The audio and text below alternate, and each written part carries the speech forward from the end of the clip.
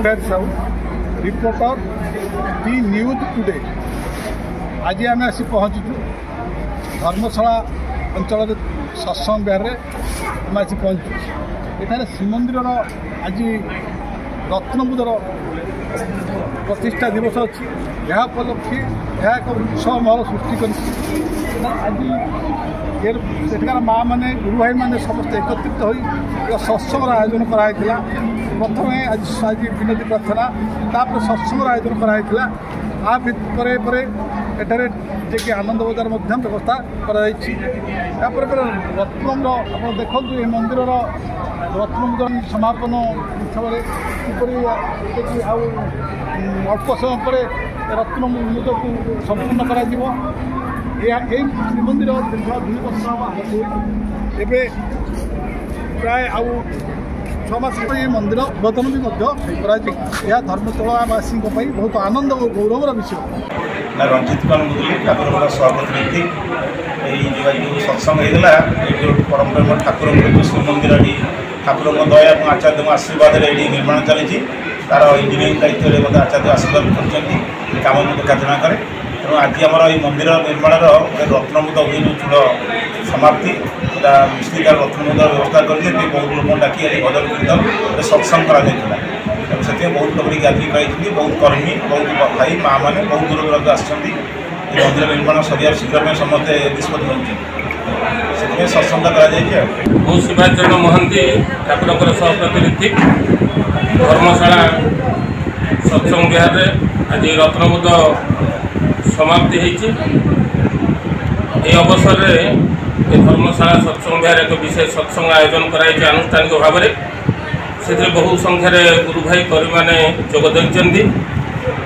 यही मंदिर दाय दायित्व एवं कार्यक्रम दाय दायित्व आमर सहपाठी इंजीनियर रंजित कुमार मुदुली तत्वावधान अच्छा एवं यही मंदिर को आश्रय कर अंचल शह शह हजार हजार लोक से ठाकुर भावादर्श अनुप्राणित हो निजर जीवन को नियंत्रित कर सुख शांति रही आशा भरोसा ये मंदिर को समस्त मंदिर समस्त को प्रेरणा जोगाए।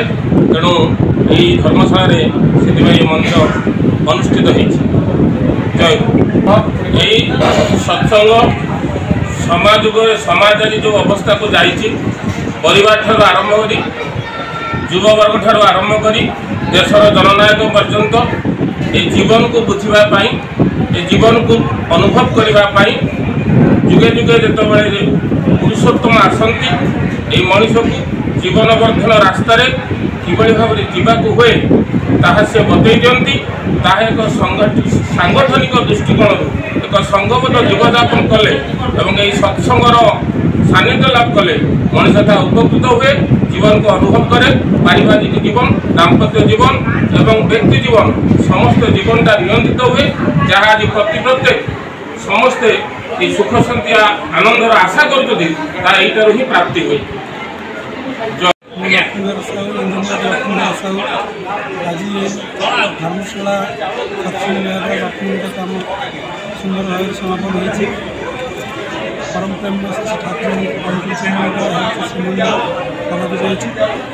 तथाकथित श्रीमंदिर नुहे जो मंदिर को जाकि मनुष्य केवल पूजा पर्वण भितर रहे पूजा सरीगला ईश्वर सहित कौन संपर्क न थाए सी बाटे ईश्वर ता बाटे आउ से ईश्वर प्रभाव कमी मनुष्य भितर न था ये से मंदिर नुहे एक एजुकेशनल इंस्टीट्यूशन भाई ये मनीष आसिक शिक्षा करे तार व्यक्तिगत जीवन केमती सुंदर हम सफल हम दाम्पत्य जीवन सुंदर हम परिवेश प्रति तार कर्तव्य कौन मोटामोटी भाव में गोटे भल मनीष से कि भाव में हो पार ये शिक्षा दि जाए।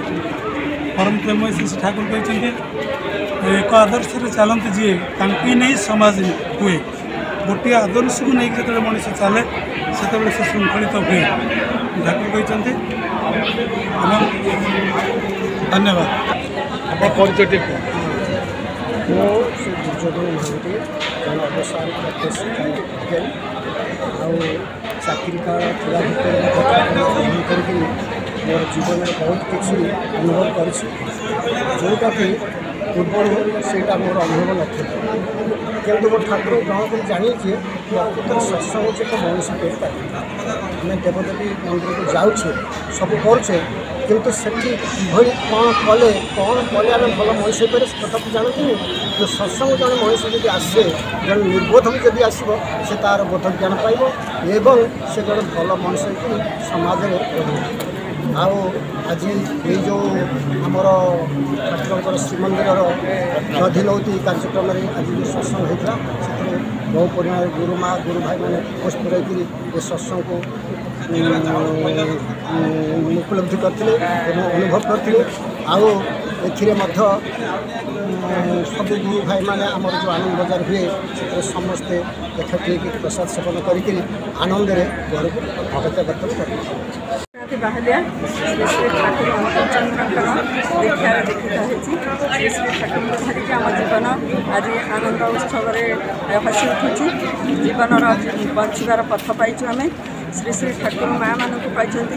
ତାଙ୍କର ଯେଉଁ ଆଗେ ଯେମିତି ମାଆମାନେ ତାଙ୍କର ବୈଶିଷ୍ଟ୍ୟରେ ବର୍ଦ୍ଧନଶୀଳ ହୋଇ ପରିବାର ପାଳନ କରନ୍ତି ସେଗୁଡ଼ାକ ସବୁ ସୁପ୍ତ ହୋଇଯାଇଛି। ଶ୍ରୀ ଶ୍ରୀ ଠାକୁର ଆସିକି ତାକୁ ଜାଗ୍ରତ କରିଛନ୍ତି। ସୁପ୍ତ ହୋଇଥିବା ଜିନିଷଗୁଡ଼ିକୁ ମାଆମାନଙ୍କ ଭିତରେ ଯେଉଁଟା ରହିଛି ତାକୁ ଜାଗ୍ରତ କରିଛନ୍ତି। ଶ୍ରୀ ଶ୍ରୀ ଠାକୁର କହନ୍ତି ଝିଅ ମୋର ତୁମର ସେବା ତୁମର ଚାଲିବା ତୁମର ଚିନ୍ତା ତୁମର କହିବା ପୁରୁଷ ଜନସାଧାରଣଙ୍କ ଭିତରେ ଯେପରି ଏପରି ଗୋଟିଏ ଭାବର ସୃଷ୍ଟି କରେ ଯେଉଁଥିରେ ସେମାନେ ଅବନତ ମସ୍ତକରେ ନତଜାନ ହୋଇ ସଶ୍ରମ ଭକ୍ତି ଗଦଗଦ କରେ ମା ମୋର ଜନନୀ ମୋର କହି ମୁଗ୍ଧ ହୁଅନ୍ତି ବୁଦ୍ଧ ହୁଅନ୍ତି ତୃପ୍ତ ହୁଅନ୍ତି କୃତାର୍ଥ ହୁଅନ୍ତି। ତେବେ ହିଁ ତୁମେ ନାରୀ ତେବେ ହିଁ ତୁମେ ସତୀ। ଯଦି ପରିବାରକୁ ବଞ୍ଚାଇ ରଖିବାକୁ ଚାହଁ ଦେଶ ଜାତି ସମାଜକୁ ବଞ୍ଚାଇ ରଖିବାକୁ ଚାହାନ୍ତି ତାହେଲେ ଶ୍ରୀ ଶ୍ରୀ ଠାକୁରଙ୍କ ଦୀକ୍ଷାରେ ଦୀକ୍ଷିତ ହୋଇ ତାଙ୍କରି ଧାରାରେ ଚାଲିଲେ ହିଁ ଆମ ଜୀବନ ସରସ ସୁନ୍ଦର ହେବ।